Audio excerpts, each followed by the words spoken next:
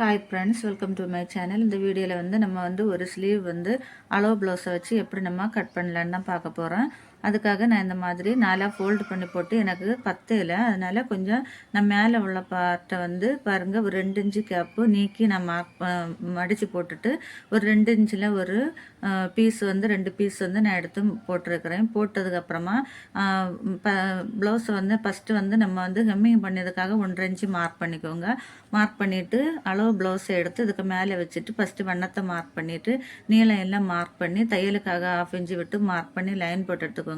Line போட்டு எடுத்ததுக்கப்புறமா அந்த வளைவு வரைகிறதுக்காக ஒரு 3/4 இன்ச்சு மார்க் பண்ணிவிட்டு தையலுக்காக ஒரு 2 இன்ச்சு மார்க் பண்ணிக்கோங்க. மார்க் பண்ணிவிட்டு மேலே வந்து இந்த மாதிரி 2 இன்ச்சில் பாயிண்ட் வச்சு அந்த 2 இந்த பாயிண்ட் வச்சுருக்கேன் பாருங்கள், அதுலேருந்து நம்ம வளைவு கொடுத்து நம்ம இந்த மாதிரி கட் பண்ணி எடுக்கலாம்.